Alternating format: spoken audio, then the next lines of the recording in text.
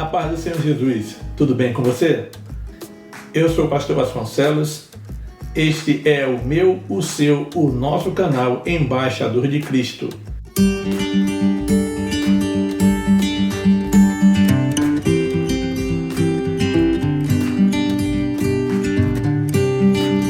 No vídeo de hoje nós estaremos falando a respeito da carta em 2 Coríntios, capítulo 10, versículo 4 e 5, que diz o seguinte: pois as armas da nossa milícia não são carnais, mas poderosas em Deus para destruir fortalezas, anulando nós sofismas, derribando raciocínios e toda altivez que se levante contra o conhecimento de Deus e levando cativo todo pensamento à obediência. Antes de mais nada, irmãos, é preciso falar que nós temos a obrigação, nós temos a responsabilidade, segundo o texto bíblico que acabamos de ler, nós temos a responsabilidade de anular sofisma. O que são sofisma, pastor Vasconcelos? Os sofismas são argumentos ou raciocínios que lhes são trazidos, na verdade, com o objetivo de produzir a ilusão de verdade. Ou seja, pessoas que trazem raciocínio até você, eles trazem argumentos, trazem ilustrações, falas, correto? Tentando lhe fazer ver que aqueles argumentos que lhes são trazidos são verdades, mas nós temos a obrigação, em nome do Senhor, de desfazer todos os sofismas que nos são trazidos, que são colocados diante de nós. Também derrubando esses sofismas, eles fazem parte de raciocínios e todo tipo de altivez que se levante contra o conhecimento de Deus. Olha aí, né? E nós temos a obrigação de levar conosco cativo todo pensamento à obediência a Cristo. Nós temos que ter guardado conosco, dentro de nós, todo pensamento, tudo aquilo que nos faz andar em obediência ao Senhor, à sua palavra. Portanto, nós trataremos esses versículos por parte, para que nós tenhamos, assim, um entendimento mais consolidado, né, a respeito do que nos cabe como os verdadeiros soldados de Cristo. A arma, no sentido literal, ela é um equipamento, um mecanismo, um aparelho ou substância especialmente preparado ou adaptado para promover uma melhor segurança no seu ataque ou na defesa, em uma luta, uma batalha, uma guerra, uma guerrilha contra um oponente. A arma, no sentido figurado, na verdade, é um argumento, técnica ou estratégia empregada, irmãos, para fazer vencer, para lhe promover que você possa vencer ou defender-se de uma investida, de um algoz. Contudo, o que nos cabe, na verdade, entender com o máximo de abrangência e segurança é o sentido espiritual do que é uma arma, do que é que nós temos como arma. Porque o texto que nós lemos diz que as armas da nossa milícia não são carnais. Então, que armas são essas que nós temos que, na verdade, utilizar para o nosso combate? O primeiro armamento que nós devemos utilizar, na verdade, para o nosso efetivo combate é o nome do Senhor. Isso nós podemos ver lá no livro de 1 Samuel, capítulo 17, versículo 45, onde está escrito o seguinte: Davi, porém, lhe respondeu: tu vens a mim com espada, com lança e com escudo, e eu vou contra ti, mas eu vou contra ti em nome do Senhor dos Exércitos, a quem tens afrontado. Irmãos, primeiro, e nisso Davi, fazendo uso da sua funda, arremessou contra Golias. Irmãos, é necessário, primeiro, o que é que nós vemos aqui nesse texto que nós acabamos de ler? Primeiro que Davi, ele era jovem, mas ele tinha habilidade com o armamento da época que era mais utilizado em combate e em confronto, a funda, tá certo? A funda, ela era um equipamento que era muito utilizado, tá bom? E você pode ver aqui na ilustração que eu estou mostrando agora, para você ter uma ideia do que é uma funda. E outra, Davi também, ele foi e pegou 5 pedras, conforme está escrito, né, lá no versículo 45, está mostrando que Davi, ele fez uso de pedras lisas, Davi usou. Ou seja, ele pegou uma pedra ideal, né, para ele fazer uso, e ele foi contra Golias em nome do Senhor. Primeiro, é necessário, irmãos, que para você fazer uso de uma arma espiritual, o nome do Senhor, é preciso que você, antes de mais nada, identifique quem é seu inimigo, que você possa identificar, na verdade, de onde ele está vindo, quem é ele, identificar que ele está afrontando, quem está afrontando o nome do Senhor. Porque Davi, ele não aceitou a afronta para o nome do Senhor, tá certo? Davi não aceitou isso.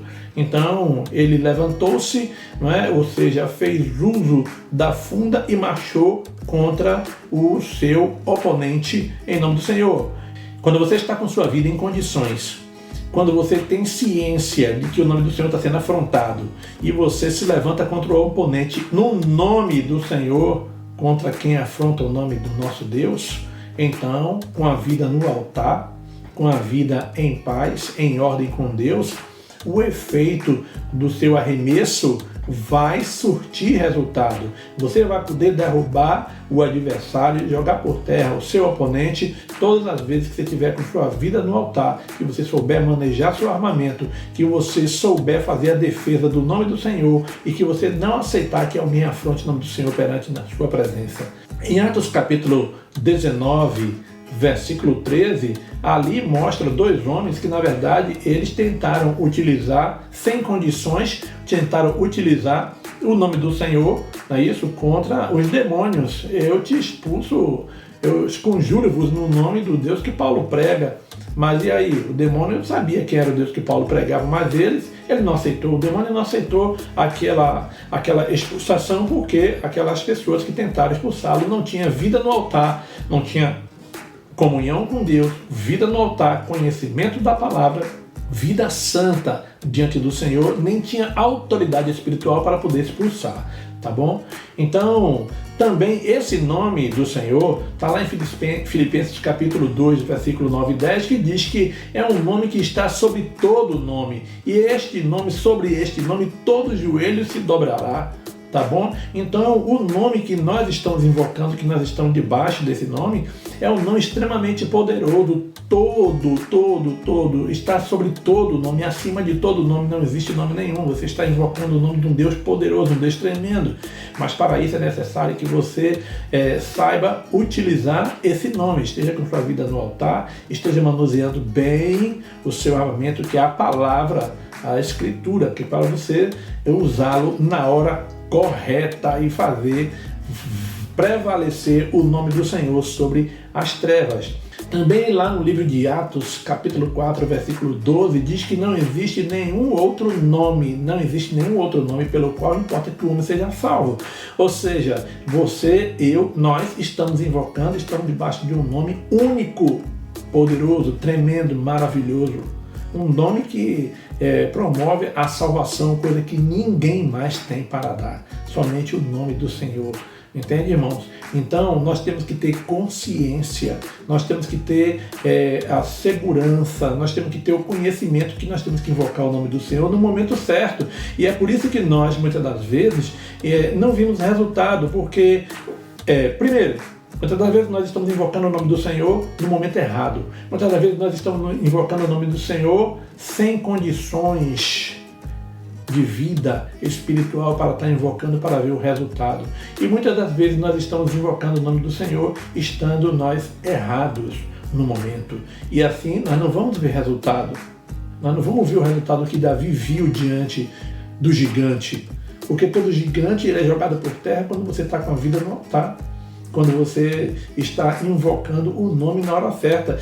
Não é porque Davi invocou o nome do Senhor para fazer a defesa não dele, mas do nome do Deus de Israel. Ele disse logo: quem é esse incircunciso que está afrontando o nome do Deus de Israel? E nós? Será que nos dias de hoje nós estamos também nos levantando, nos posicionando contra aqueles que se levantam contra o Deus que nós servimos? Ou nós ficamos calados para poder nós ficarmos em perfeita comunhão com os homens? Fica a pergunta para nós mesmos respondermos, tá bom? A palavra de Deus também, lá no livro de Hebreus capítulo 4, versículo 12, diz: porque a palavra de Deus ela é viva e eficaz, e mais cortante do que qualquer espada de 2 gumes, e ela penetra até a divisão da alma e do espírito e das juntas e medulas, e é apta para discernir os pensamentos e intenções do coração. Irmão, a palavra é o outro armamento que nós devemos utilizar, é a palavra, porque a palavra ela é como a espada. Olha, irmãos, a definição do ser humano diz que ele é tricotômico, 2 correntes.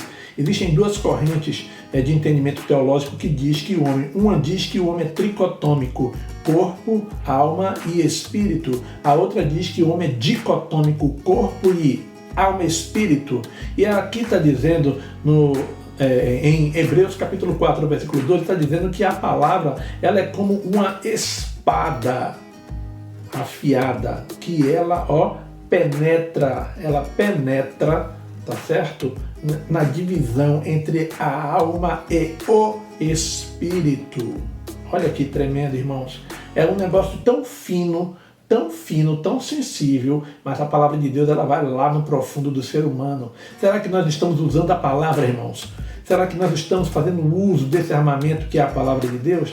Mas como nós vamos fazer, irmãos, uso desse armamento que é a palavra de Deus, se nós não examinamos as Escrituras? Irmãos, olha só, nós tomamos café de manhã, nós almoçamos, nós dormimos, nós tomamos banho, nós levantamos, de novo repetimos, todos os dias fazemos toda a mesma coisa, sempre, mas nós não temos o hábito de sequer ler a palavra. E o Senhor disse, Ele não mandou ler, o Senhor Jesus não mandou ler, Ele disse, examinai as Escrituras. Né? Examinai as Escrituras. Examinar, irmãos, é averiguar, é mergulhar dentro do texto, é investigar a palavra. Ora, se nós estamos conhecendo a palavra, se nós conhecemos a fundo a Escritura, nós vamos invocar a palavra no tempo certo, no momento certo, na hora certa, na presença do adversário, do homem, seja lá quem for, ministra a palavra, prega a palavra, fale a palavra, com entendimento, com maturidade, com profundidade, com sobriedade, e nós vamos ver o resultado da palavra, porque ela é penetrante e ela não volta vazia.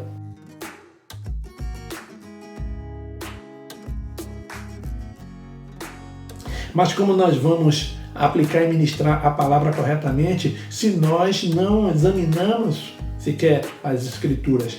O máximo que nós fazemos é abrir a palavra onde quer, né? Dá assim, ela vai lá e abre a palavra. Se a palavra cair num texto agradável, Deus falou com ele. Se a palavra não for boa, então essa palavra não é para mim, não é? Nós pegamos a palavra, abrimos, hoje eu vou ler o quê? Aí abre e lê. Então, não, mas vamos fazer a leitura sequenciada, vamos de Mateus para Apocalipse, vamos de Gênesis para Malaquias e vamos continuar repetindo, porque nós não temos que parar. O prêmio que nos espera, irmão, o galardão que nos espera é a vida eterna na presença do Senhor. Então por que nós temos que parar de ler? Enquanto nós não temos o hábito de leitura constante, ora, se nós alimentamos o nosso corpo dormindo, alimentamos o nosso corpo com alimento propriamente dito, não é? Nós alimentamos o nosso corpo com água, assim com alimento, com o sono reparador, por que não alimentar o nosso espírito com a palavra? Por isso nós não temos autoridade, muitas das vezes, para ministrar essa palavra com segurança e ver o resultado acontecer. Outra coisa também, outro armamento que nós precisamos utilizar, este é o último que nós estaremos vendo. Outra coisa que nós precisamos aprender a utilizar, esse é o último armamento que nós veremos no dia de hoje, é vigiar. Vigiar. A palavra vigiar, irmão, é o estado de quem está, o estado de quem se encontra em constante estado de alerta, né?